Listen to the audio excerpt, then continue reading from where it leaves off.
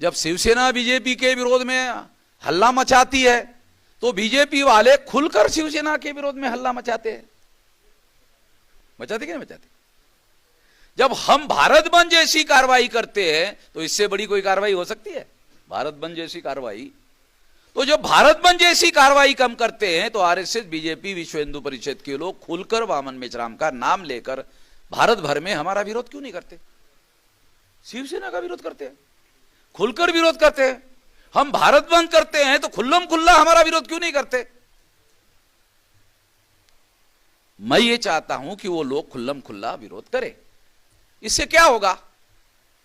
इससे हमारे लोगों को, हमें एससी, एसटी, ओबीसी के लोगों को समझाना आसान हो जाएगा, बल्कि समझाना नहीं पड़ेगा कि ये लोग हमारे दुश्मन हैं।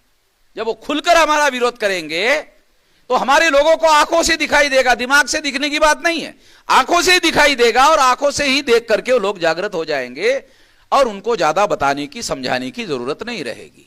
इसलिए वो लोग खुलकर हमारे विरोध में, मैदान में विरोध करने के लिए कभी नहीं आते। या यह भी हो सकता है कि इनका अगर खुलकर विरोध करेंगे तो कोई दूसरा भीमा कोरेगांव ना हो जाए, क्योंकि वो खुल्लम खुल्ला हो गया था, आमने सामने हो गया था, और आमने सामने होने से भीमा कोरेगांव हो गया था। तो शायद उनको डर लगता होगा कि साला दूसरा भीमा कोरेगांव ना हो जाए, यह भी कारण हो सकता है। मगर इतनी बात जरूर है कि वो खुल्लम खुल्ला हमारे विरोध में नहीं आते। तो ब्राह्मणों का इतिहास है, वो खुल्लम खुल्ला हमारे विरोध में नहीं आते हैं। सम्राट बृहदत्त मौर्य की हत्या पुष्यमित्र शुंग नाम के ब्राह्मण ने की, ये भी धोखाधड़ी से किया।